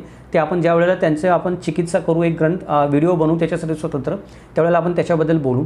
पण इथे फक्त मला एक गोष्ट नमूद करायची की कोणताही इतिहास संशोधक किंवा कोणतीही व्यक्ती जर काही आपलं म्हणणं मांडू इच्छित असेल, नव्याने काही लिहू इच्छित असेल, तिला ते लिहू दिलं पाहिजे.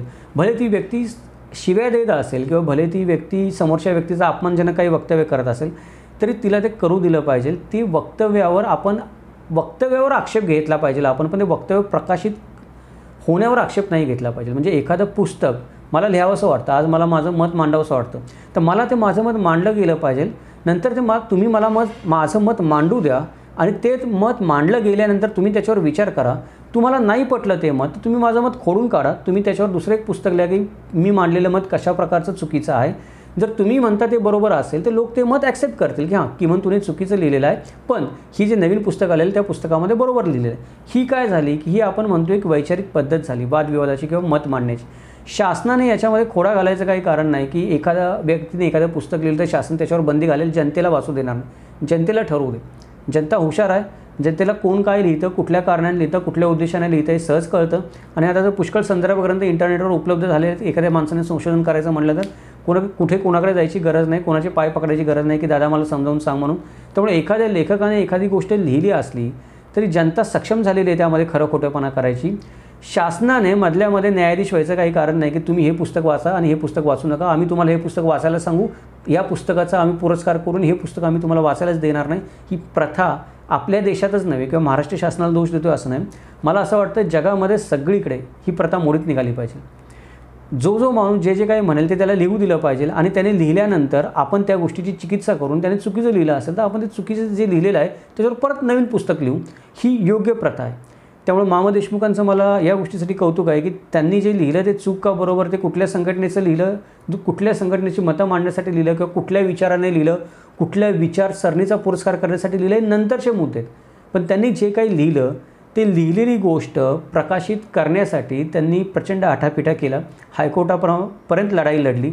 जर ते हायकोर्टापर्यंत लढाई लढायला गेले नसते तर एक पुस्तक ते चांगलं आहे का वाईट आहे हे नंतरचा मुद्दा आहे, पण एक पुस्तक आज त्यांनी जे लिहिलं ते आपल्याला वाचायला मिळालेलं नसतं, उपलब्ध झालेलं नसतं. त्यामुळे लेखकांबद्दल पण जेव्हा आपण विचार करतो तेव्हा नेहमी असा विचार करा की हे जे लेखक आहेत या लेखकांबद्दल तुम्ही कोणत्या एका ठराविक चष्म्यातून बघू नका किंवा लेखकांबद्दल तुम्ही न्यायाधीश होऊ नका की हा लेखक चुकीचा आहे, हा लेखक बरोबर आहे. ज्या लेखकाने जे लिहिलं आहे ते लिहिलं आहे, त्या लेखकाबद्दल त्याने जे काही लिहिलं आहे, बाकीच्या लोकांनी जे काही लिहिलं आहे त्याचा तुम्ही विचार करा, वाचा, तुमचं स्वतःचं मत बनवा आणि ते मत तुम्ही प्रकाशित करा. दोष लेखकाला देऊ नका. लेखकाने जर एखादी चुकीची विचारसरणी मांडली असं तुम्हाला वाटत असेल तर तुम्ही बरोबर विचारसरणी मांडा. आपल्याकडे काय आहे की आपल्याला विचारांची लढायला आवडत नाही, आपल्याला व्यक्तिगत हल्ले करायला फार आवडतं. म्हणजे एखाद्या लेखकाने एखादी गोष्ट लिहिली तर त्याच्यावर व्यक्तिगत हल्ला करायचा, शिवीगाळ करायची, मारहाणीचे धमके द्यायचे, मोर्चे द्यायचे. हे सगळं करण्यापेक्षा त्या लेखकाने जो विचार मांडला आहे तो विचार जर तुम्हाला चुकीचा वाटत असेल तर तुम्ही अभ्यास करा, तुम्ही पुरावे गोळा करा आणि तो विचार खोडून काढण्याचा प्रयत्न करा. जनता सर्वज्ञानी आहे. जनतेला कोण खरं बोलतं आणि कोण खोटं बोलतं ते कळतं. तुमच्या मुद्द्यामध्ये जर दम असेल तर जनता तुमचा मुद्दा ॲक्सेप्ट करेल. पण आपण ह्या गोष्टी करत नाही आणि ह्या झाल्या पाहिजेत असं मला वाटतं. विचारांची लढाई विचारांनी लढली गेली पाहिजे, ती रस्त्यावर लढली नाही गेली पाहिजे, ती शासन दरबारी आणि कोर्टामध्ये नाही लढली गेली पाहिजे. विचारांची लढाई विचारांनी लढायला आपण जेव्हा शिकू त्यावेळेला खऱ्या अर्थाने इतिहास संशोधन झालं असं म्हणता येईल. त्यावेळेला खऱ्या अर्थाने इतिहास आपल्यासमोर येण्यासाठी आपल्याला मदत होईल. आता मामा देशमुखांचा विषय निघाला म्हणून सांगितलं. पुढच्या आपण लेखकांकडे जाऊयात. पुढचे लेखक आहेत बाळकृष्ण परब, 36 क्रमांकाचे. हे आहेत शिवकालीन इतिहासाचे संशोधक आणि संकल्पक. आपण पण सर्व लोक बाळकृष्ण परबांना खूप चांगल्या रीतीने ओळखतो. 37 क्रमांकाचे लेखक आहेत बाळाजी प्रभाकर मोडक. हे मराठी लेखक, विज्ञान व इतिहास ग्रंथ लेखक आहेत. आता ही गोष्ट फार महत्त्वाची आहे की आपण एखादा इतिहासकार म्हटलं की त्याला फक्त आपण इतिहासकारच समजतो की त्याने फक्त इतिहासामध्येच लिहायचं आणि बाकीच्या गोष्टींकडे डोळे बंद करून बसायचं. म्हणजे इतिहासकार असेल तो फक्त इतिहासाबद्दल विचार करेल, तो विज्ञानाबद्दल विचार करणार नाही. त्याच्यानंतर तो अजून नवीन तंत्रज्ञान काय आलं त्याच्याबद्दल विचार करणार नाही. तो समाजशास्त्राचा विचार करणार नाही, राज्यशास्त्राचा विचार करणार नाही, पुरातत्वशास्त्राचा विचार करणार नाही. फक्त इतिहासाचं आपल्या डोळ्याला एक आपण म्हणतो की बाबा झापड लावून पुढे बघत राहील. तर अशा पद्धतीनं बघणारा माणूस आयुष्यामध्ये फार काही लिहू शकत नाही किंवा त्याच्यामध्ये विविधता येणार नाही, त्याचं व्यक्तिमत्व बहरणार नाही, कारण तो एकाच विषयावर फोकस करून राहिला आहे. त्यामुळे आपल्या समाजामध्ये जर आपल्याला अशी माणसं भेटली की ज्यांचा इतिहासामध्ये इंटरेस्ट आहेच पण त्याच्या व्यतिरिक्त ते विज्ञान तंत्रज्ञानामध्ये देखील इंटरेस्टेड आहेत आणि आत्ताच्या काळाला समजून घेणारी ज्या गोष्टी आहेत त्या प्रत्येक गोष्टीमध्ये प्रत्येक क्षेत्रामध्ये त्याचं थोडंफार योगदान आहे, त्याच्याबद्दल पण ते काही लिहू शकतात. तर असे लोक इतिहास अजून चांगल्या प्रकारे लिहू शकतात असं माझं म्हणणं आहे की फक्त इतिहासाचा अभ्यास करणारा माणूस आणि इतिहासाबरोबर इतर क्षेत्रांचा पण अभ्यास करणारा माणूस आणि इतर क्षेत्रांचं पण ज्ञान असणारा माणूस इतिहास जास्त चांगल्या प्रकारे समजून घेऊ शकतो आणि लिहू शकतो असं मला वाटतं. म्हणून बाळाजी प्रभाकर मोडक यांचं मला थोडंफार कौतुक आहे की त्यांनी इतिहास लेखनाबरोबर इतर प्रकारच्या ग्रंथलेखनाचा देखील प्रयोग करून बघितलेला आहे. पुढचे आहेत 38 क्रमांकाचे आपले लेखक चिंतामण विनायक वैद्य. हे संस्कृत भाषेतील विद्वान, थोर ज्ञानोपासक, महाभारत रामायणाचे संशोधक, मीमांसक आणि चतुरस्थ ग्रंथकार होते. तर चिंतामण विनायक वैद्य यांचा संस्कृतमधला अधिकार फार मोठा होता. म्हणजे संस्कृत भाषेवर त्यांचा संस्कृत भाषेवर त्यांची प्रचंड कमांड होती आणि संस्कृत भाषेमध्ये जे जे काही ग्रंथ लिहिले गेले, तर रामायण आणि महाभारतसारखे ग्रंथ, त्या रामायण आणि महाभारतसारख्या ग्रंथांची संस्कृतमधून समीक्षा करण्याचं त्यांनी प्रयत्न केलेला आहे आणि त्या घटनांची वेगवेगळ्या प्रकारे मीमांसा करून त्याचे वेगळे वेगळे अर्थ लावण्याचा त्यांनी प्रयत्न केलेला आहे आणि संपूर्ण आयुष्य त्यांनी या संस्कृत भाषेतील अभ्यासाला वाहून घेतलेला आहे. त्यामुळे तुम्ही चिंतामण विनायक वैद्यांची जर काही पुस्तकं वाचली तर त्याच्यामधून तुम्हाला कित्येक गोष्टींची माहिती होऊ शकेल. जे रेफरन्सेस तुम्हाला मराठ्यांच्या इतिहासाची काही लोक जोडताना दिसतात, ते रेफरन्सेसची माहिती होऊ शकेल. मराठ्यांच्या इतिहासाशी संबंधित जर काही पौराणिक किंवा आपण म्हणतो की जुन्या काळातले उल्लेख असतील संस्कृत ग्रंथांमधले, तर ते समजून घ्यायला पण तुम्हाला चिंतामण विनायक वैद्यांची पुस्तकं वाचल्यानंतर बऱ्यापैकी मदत होईल. यांची पुस्तकं न वाचता पुढे जाऊ नका. ही सर्व पुस्तकं जी मिळतील ती वाचून काढा. भले ती आजच्या काळाशी सुसंगत नाहीत, कारण त्यांनी फार पूर्वीच्या काळी लिहिलेली आहेत. त्यामुळे आपल्याला असं वाटेल की आजच्या काळाशी आपल्या जीवनमानाशी ती पुस्तकं जुळत नाहीत, त्यामुळे वाचताना कदाचित कंटाळा येईल. पण कंटाळा करू नका, वाचा. त्याच्यामधून निश्चित काहीतरी तुम्हाला नवीन गवसेल. पुढचे आपले लेखक आहेत 39 नंबरचे मंदार लवाटे. हे इतिहासाचे संशोधन आणि मोडी लिपीच्या प्रसाराचं कार्य करतात. यांनी मोडी लिपीचे पुष्कळ क्लासेस देखील घेतलेले आहेत, अध्यापन वर्ग देखील घेतलेले आहेत आणि मोडी भाषेचा प्रसार करण्यासाठी स्वतःला वाहून घेतलेला आहे. जर मराठ्यांचा इतिहास आपल्याला समजून घ्यायचा असेल तर आपल्याला मोडी भाषा ही येणं फार गरजेचं आहे, कारण बहुतांश पुस्तके मोडी भाषेमध्येच लिहिलेली आहेत. त्यामुळे मोडी भाषेचा अभ्यास असला तर आपल्याला मराठ्यांचा इतिहास समजणं हे फार सुलभ जातं, कारण बहुतेक संदर्भ ग्रंथ हे मोडी भाषेमध्येच लिहिलेले आहेत. त्यामुळे मंदार लवाटेंचं पण हे काम उत्कृष्ट आहे. तुम्ही त्यांचे अध्यापन वर्गामध्ये कुठे सहभागी होऊ शकला तर सहभागी व्हा. त्याचबरोबर इतिहास संशोधनाच्या संदर्भात पण त्यांनी जी पुस्तकं लिहिलीत ती पुस्तकं पण वाचण्याचा प्रयत्न करा. पुढचे आपले लेखक आहेत 40 क्रमांकाचे ब्रह्मानंद श्रीकृष्ण देशपांडे. हे एक मराठी इतिहास संशोधक, प्रसिद्ध वक्ते आणि महानुभाव पंथाचे अभ्यासक आहेत. म्हणजे इथे सर्वात एक लक्षात घेण्याची गोष्ट ही एक आहे की महानुभाव पंथाचे अभ्यासक. मराठ्यांचा किंवा महाराष्ट्राचा इतिहास जर तुम्हाला लिहायचा असेल किंवा समजून घ्यायचा असेल तर महाराष्ट्राचा इतिहास समजून घेताना महानुभाव पंथाला वगळून तो इतिहास समजून घेतला जाऊ शकत नाही. कारण महाराष्ट्रातला पहिला ग्रंथ, ज्याला आपण पहिला मराठी ग्रंथ म्हणू शकतो, तो लीळाचरित्र हा ग्रंथ हा महानुभाव पंथातर्फेच प्रकाशित करण्यात आलेला आहे आणि महानुभाव पंथाने सातत्यानं मराठीमध्ये लिखाण केलेलं आहे. मराठी भाषा ऊर्जितावस्थेला येईपर्यंत लिखाण केलेलं आहे.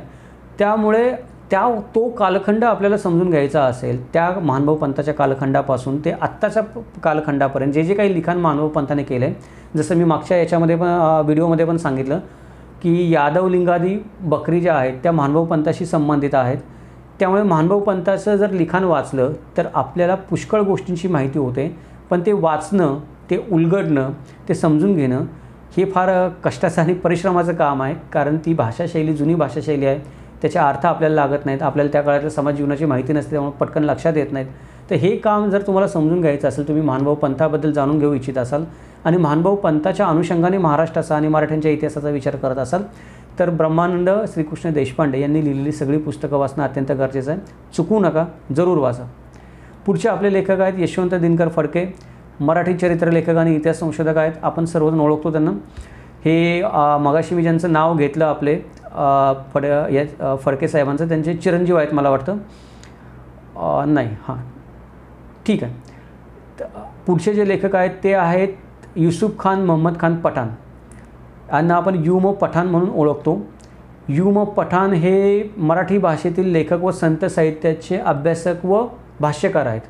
म्हणजे युम पठाण यांनी मराठी साहित्याचा अभ्यास केलेला आहे, संत साहित्याचा अभ्यास केलेला आहे. त्यांचा त्याच्यावर फार मोठा अधिकार आहे की त्या अधिकाराने या विषयावर बोलू शकतात. दुसरं एक काम त्यांनी केलेलं आहे म्हणजे सभासदाची बखर त्यांनी संपादित केलेली आहे. जसं मी मगाशी म्हणलं तसं की एक एक बखर अनेक लेखकांनी संपादित केलेली आहे. समजा सभासदाची बखर युम देशपांडेंनी संपादित केलेली असेल आणि ती तुम्ही वाचत असाल तर युम देशपांडेंच्या दृष्टिकोनातून तुम्हाला सभासदाच्या बखरीमध्ये काही नवीन गोष्टी कळू शकतात. तीच सभासदाची बखर दुसऱ्या कोणत्या व्यक्तीने संपादित केलेली असेल तर त्या व्यक्तीच्या अनुषंगाने तिने जी प्रस्तावना लिहिली आहे त्या बखरीच्या सुरुवातीला, म्हणजे बखर तीच असते, ती काही बदलणार नाही, पण व्यक्ती जी प्रस्तावना लिहिते त्या बखरीला त्यातून आपल्याला काही नवीन दृष्टिकोन अवगत होऊ शकतात. युम देशपांडेंचं अजून एक महत्त्वाचं काम म्हणजे मराठ्यांच्या इतिहासामध्ये हे आहे की त्यांनी मराठी फारसी अनुबंध तयार केलेला आहे. म्हणजे फारसी भाषा ही जिला आपण पर्शियन भाषा म्हणतो, ही शिवाजी महाराजांच्या कालखंडामध्ये, त्याच्या आधीच्या कालखंडामध्ये पण राजदरबारी भाषा म्हणून सर्वत्रच वापरली जात होती. त्यामुळे राजदरबारी भाषेमध्ये किंवा मराठी भाषेमध्ये पण फारसी भाषेचा फार मोठा पगडा त्यावेळेला निर्माण झालेला होता. फारसीतले शब्द सर्रास मराठी भाषेमध्ये वापरले जात असत. फारसीचा आणि मराठीचा नेमका काय संबंध होता हे संबंध आपल्याला समजून घ्यायचे असेल किंवा दोन्ही भाषांनी एकमेकांवर कसा प्रभाव टाकला हे समजून घ्यायचं असेल तर युम पठाणांनी लिहिलेले पुस्तक वाचणं फार गरजेचं आहे. इंटरनेटवर ते काही साईट्सवर PDF फॉर्मॅटमध्ये पण उपलब्ध आहे, मी पण तिथूनच डाउनलोड केलेलं आहे, तुम्ही ते घेऊन एकदा अवश्य वाचा. पुढचे आपले लेखक आहेत रघुनाथ विनायक हेरवाडकर. रघुनाथ विनायक हेरवाडकरांना आपण मल्हार रामराव चिटणीसांनी जी पुस्तकं लिहिली त्याचे संपादक म्हणून ओळखतो, कारण त्यांनी भरपूर पुस्तकं जी संपादित केलेली आहेत त्यातली बहुतांश पुस्तके मल्हार रामराव चिटणीसांशी निगडीत असलेली पुस्तकं आहेत.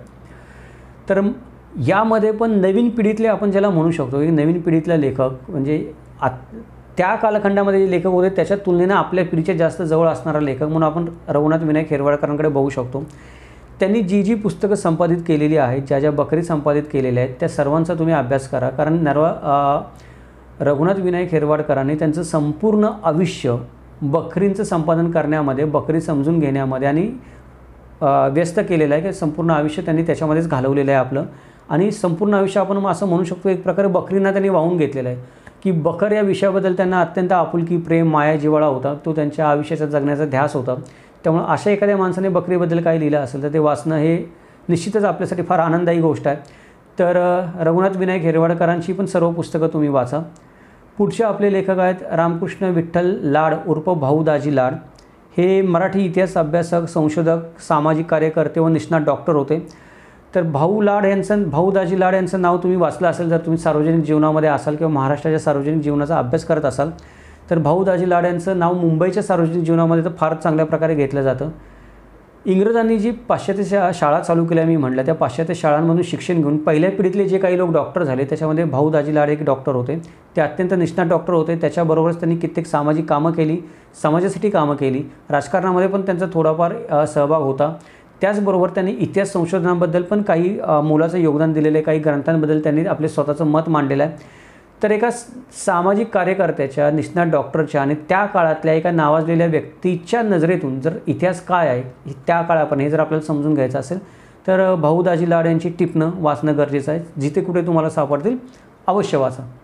त्याच्यानंतर पुढचे आपले लेखक आहेत रामचंद्र गोविंद काटे. हे इतिहास संशोधक आहेत आणि प्राचीन वाङ्मयाचे अभ्यासक आहेत. आता ही गोष्ट पण फार महत्त्वाची आहे की इतिहास संशोधक असलं की फक्त आणि फक्त शिवाजी महाराजांचा इतिहास वाचायचा. इतिहास संशोधक असलं की फक्त आणि फक्त शिवाजी महाराजांच्या जन्माच्या नंतरचीच पुस्तकं वाचायची. चुकून माकून मागं शहाजीराजांपर्यंत वाचलं ठीक आहे, झालो मी इतिहास संशोधक. असं कोणी माणूस इतिहास संशोधक होत नाही.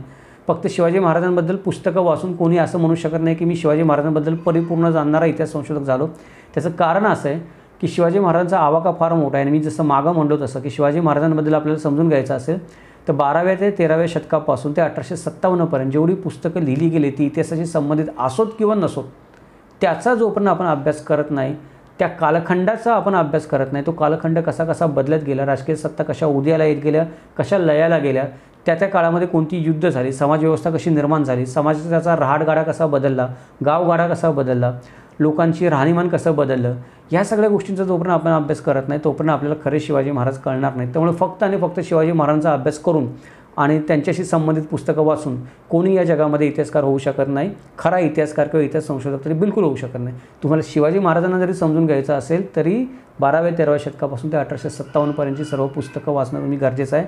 प्राचीन वाङ्मयाचा तुम्ही अभ्यास करणं गरजेचं आहे. त्या कालखंडामध्ये भले इतिहासाशी संबंधित नसेल पण इतर काही वाङ्मय निर्माण झालेलं असेल, कविता असतील, दुसरे काही दस्तावेज असतील किंवा कोणी काही नाटक लिहिलेलं असेल ते सुद्धा आपण अभ्यासणं गरजेचं आहे. त्याच्यामधून पण आपल्याला आपल्या विषयाशी संबंधित काही ना काही क्लू मिळत असतात. त्यामुळे इथे हे प्राचीन वाङ्मयाचा अभ्यासक हा उल्लेख आला रामचंद्र गोविंद काटे यांच्या बाबतीत म्हणून हा मुद्दा एक स्पष्ट केलेला आहे. पुढचे आपले लेखक आहेत रामचंद्र चिंतामण ढेरे. इतिहास संशोधक व लेखक आहेत. हे पण आपल्या नवीन पिढीतील लेखक आहेत बऱ्यापैकी, यांची आपल्या सर्वांना माहिती आहे. रियासतकार गोविंद सखाराम सरदेसाई. काही एक सांगण्याची बोलण्याची गरज नाही आहे. त्यांनी ज्या मराठी साम्राज्याच्या रियासती लिहिलेल्या आहेत किंवा इतर ज्या रियासती लिहिलेल्या आहेत त्याच्यामधून आपल्याला एक वेगळा दृष्टिकोन भेटलेला आहे, आपल्याला एक वेगळी माहिती भेटलेली आहे इतिहासाकडे बघण्याची. त्यांनी जी मेहनत केलेली आहे त्या मेहनतीचं फळ म्हणून आज महाराष्ट्राचा इतिहास समृद्ध झालेला आहे. रियासतकार सरदेसाईंची प्रत्येक रियासत आणि प्रत्येक पुस्तक तुम्ही जरूर वाचलं पाहिजे. अजून जास्त काही बोलत नाही कारण बोलण्यासारखं काही नाहीच आहे, वाचलंच पाहिजे, इट मस्ट बी. ठीक आहे. पुढे आहेत लक्ष्मण रामचंद्र पांगारकर. हे मराठी लेखक आणि संत साहित्य अभ्यासक आहेत. मगाशी मी म्हणलो तसं संत साहित्याचं फार महत्त्व आहे. जसे दुसरे आपले एक संत साहित्याचे अभ्यासक होते, लेखक, ज्यांचं मी नाव घेतलं ते, आणि लक्ष्मण रामचंद्र पांगारकर यांची सर्व पुस्तकं तुम्ही वाचा. त्यांनी संत साहित्याबद्दल 4 पुस्तकं लिहिली असतील आणि मराठ्यांबद्दल एकच पुस्तक लिहिलं असलं इतिहासाबद्दल. तर जेव्हा तुम्ही ते इतिहासाबद्दलचं पुस्तक वाचाल तेव्हा त्याचबरोबर त्या व्यक्तीने लिहिलेलं संत साहित्य देखील वाचा. आपल्याला मराठ्यांचा इतिहास समजून घेण्यासाठी अजून जास्त मदत होईल. पुढचे आपले लेखक आहेत वासुदेव कृष्ण भावे. हे पण मराठी लेखक, संत साहित्य व अभ्यासक आहेत. त्याच्यानंतर नाव येतं वासुदेव वामन खरे उर्फ वासुदेव शास्त्री खरे. हे मराठी भाषक, इतिहास संशोधक, कवी व नाटककार होते. तर वासुदेव शास्त्री खरेंचं जे आपण म्हणतो की आवाका आहे किंवा त्यांचा जो संपर्क होता किंवा त्यांचं जे आयुष्य होतं ते आयुष्य त्यांनी फार वेगवेगळ्या ठिकाणी वेगवेगळ्या जागी जगलेलं आहे. वेगवेगळ्या लोकांशी त्यांचा संबंध आलेला आहे. वेगवेगळ्या पुस्तकांना त्यांनी लिहिलेल्या प्रस्तावना लिहिलेल्या आहेत. काही गोष्टी त्यांनी संपादित केलेल्या आहेत. तर वासुदेव शास्त्री खरेंनी लिहिलेल्या प्रस्तावना वाचणं हा पण स्वतःमध्ये एक वेगळाच अनुभव आहे असं माझं तुम्हाला म्हणणं आहे. किंवा राजाराम शास्त्रींनी लिहिलेल्या हे वाचणं, प्रस्तावना वाचणं किंवा त्यांचे विचार समजून घेणं हा एक सर्वस्वी वेगळा अनुभव किंवा दृष्टिकोन आहे. त्यामुळे वासुदेव वामन खरे उर्फ वासुदेव शास्त्री खरे यांचं कोणतंही पुस्तक किंवा कोणतंही छोटं मोठं जी गोष्ट तुम्हाला सापडेल एखाद्या ठिकाणी, वेगवेगळ्या ठिकाणी टिपण लिहिलेलं, एखादा निबंध लिहिलेला त्यांनी किंवा एखाद्या ठिकाणी मत मांडलेलं, तर ते वाचण्याचं चुकवू नका. त्यानंतर पुढचे आपले लेखक आहेत वासुदेव सीताराम बेंद्रे, ज्यांना आपण वासी बेंद्रे म्हणून ओळखतो. वासी बेंद्रेंशिवाय पण आपला मराठ्यांचा इतिहास पूर्ण होऊ शकत नाही. त्यांचं नाव आपण वगळू शकत नाही. संपूर्ण आयुष्य त्यांनी मराठ्यांच्या इतिहासाला वाहून घेतलं. वासी बेंद्रेंचं वैशिष्ट्य हे होतं की त्यांचं मराठ्यांच्या इतिहासाच्या संसाधनांवर जबरदस्त पकड होती. म्हणजे काय की कुठलं संसाधन हे कशासाठी आहे, त्याच्यामध्ये काय लिहिलं गेलेलं आहे, त्याचा काय उपयोग करता येईल, त्याच्यामधून काय अर्थ निघतो, त्या संसाधनांचा दुसऱ्या कोणत्या गोष्टीचा संबंध येतो, या सगळ्या गोष्टींची वासी बेंद्रेंची या सगळ्या गोष्टींवर भयानक पकड होती. त्यांना संसाधनांची पूर्णपणे माहिती होती. पूर्ण आयुष्य त्यांनी अभ्यास केल्यामुळे ती त्यांची संसाधनांवरची पकड आपल्याला त्यांच्या पुस्तकांमध्ये पण दिसते. जी त्यांनी चिकित्सक पुस्तकं लिहिली, जी पुराव्यानिशी आधारित पुस्तकं लिहिली. सगळ्या पुस्तकांची नावं घेता येणं शक्य नाही, मागाशी मी म्हणतो तसं. तुम्ही ती सगळी पुस्तकं वासी बेंद्रेंची वाचा.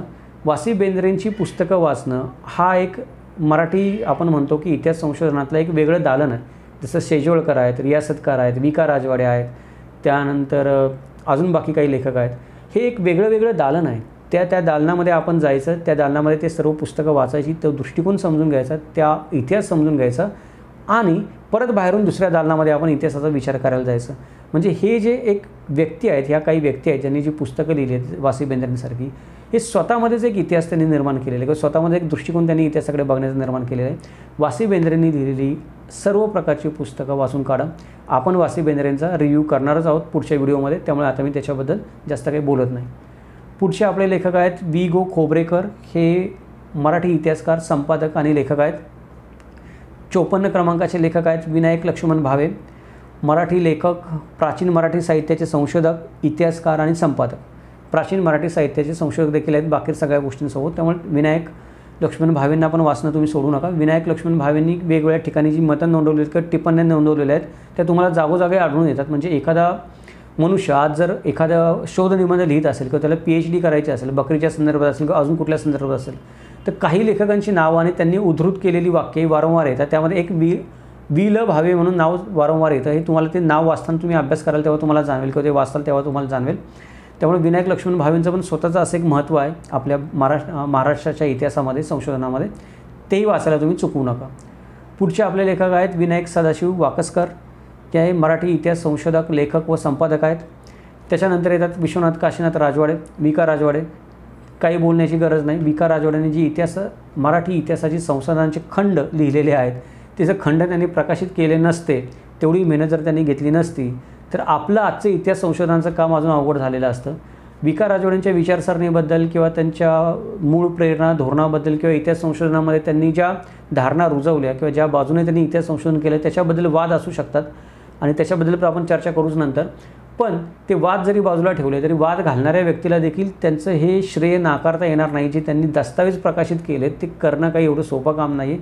त्यामुळे त्याचं जे श्रेय आहे ते विका राजवाड्यांना जातच, जे त्यांनी संपादित दस्तावेज केले ते. विका राजवाड्यांशिवाय सुद्धा आपल्या महाराष्ट्राचा इतिहास पुढे सरकू शकत नाही. कुठलाही माणूस विका राजवाड्यांना न वाचता, भले तुम्हाला त्यांचे विचार पटत न पटत, पण न वाचता महाराष्ट्राचा इतिहास समजून घेऊ शकत नाही. पुढचे लेखक आहेत 57 क्रमांकाचे विष्णू श्रीधर जोशी. हे मराठी लेखक आणि इतिहास संशोधक आहेत. मला वाटतं आता जवळजवळ 1 तास होत आलेलं आहे, 5 मिनटं राहिलेली आहेत. त्यामुळे पुढच्या लेखकांची नावं पटपट सांगतो, तुम्ही ते नावं लक्षात ठेवा. कारण आपल्याला ठरवल्याप्रमाणे 1 तासाच्या आतमध्ये हा व्हिडिओ संपवायचा आहे. आणि जसं मी मगाशी म्हणलो तसं 1 तासाच्या आत हा व्हिडिओ संपणार नाही, म्हणून मी जास्त बोलत नाही. तर उरलेल्या लेखकांची नावं मी पटपट सांगतो. 58 नंबरला आहेत, 58 क्रमांकाला आहेत विष्णू सीताराम चितळे, इतिहास लेखक, इतिहास संशोधक व पत्रकार.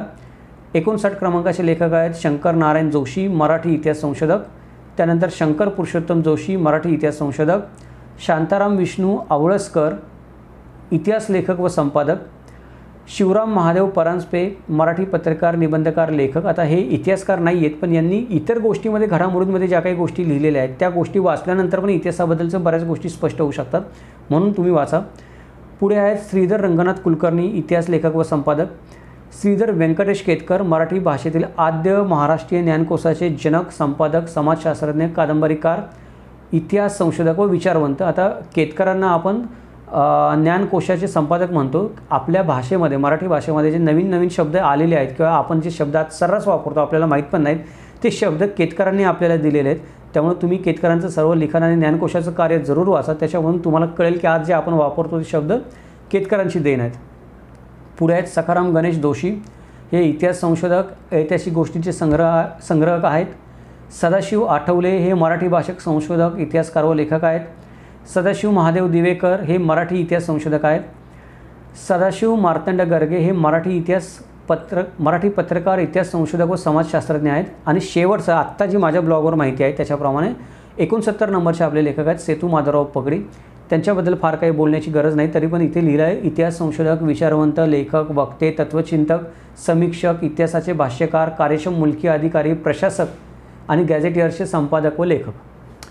हे वाचूनच दम लागेल, एवढी सर्व त्यांची कारकीर्द जी आहे त्या कारकिर्दीमध्ये छोट्याशा आयुष्यामध्ये माणसाने किती गोष्टी कराव्यात त्याचं उत्तम उदाहरण सेतू माधवराव पगडी आहेत.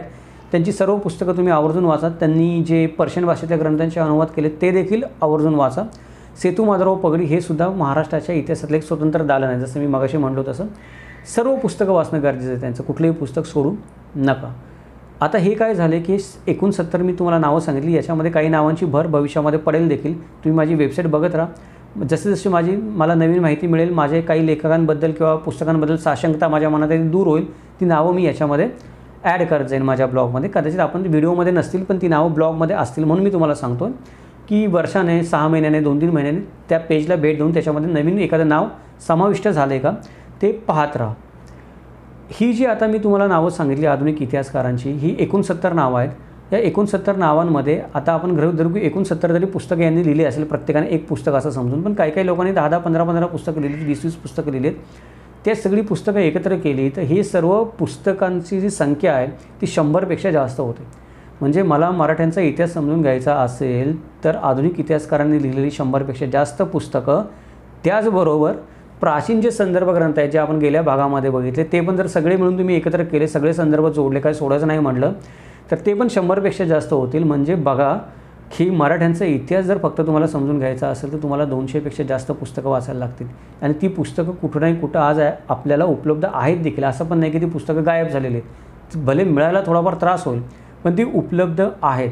आणि आपण काय करतो की आपण समोरच्या माणसाला नेहमी विचारतो कादंबऱ्या नाही वाचायचं तर मग आम्ही काय वाचायचं.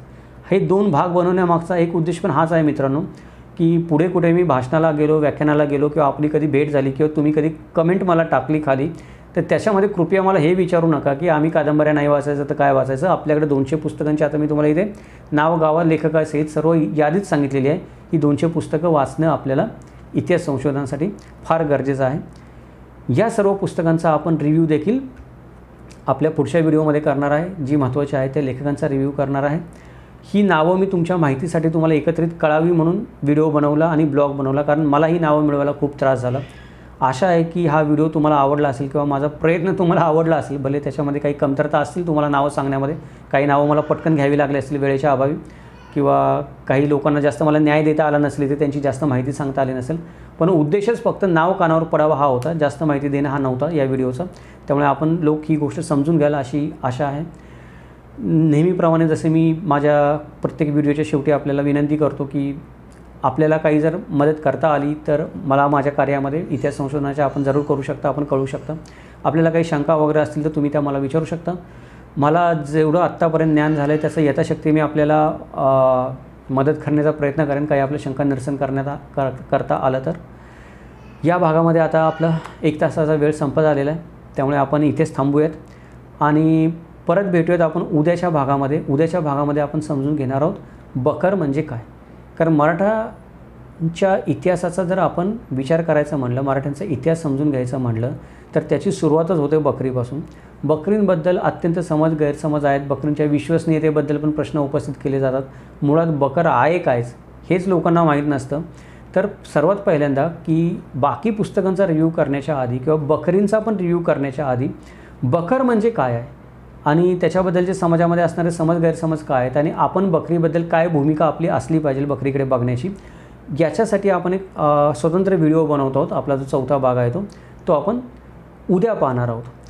तर आत्ता आपण इथेच थांबूयात.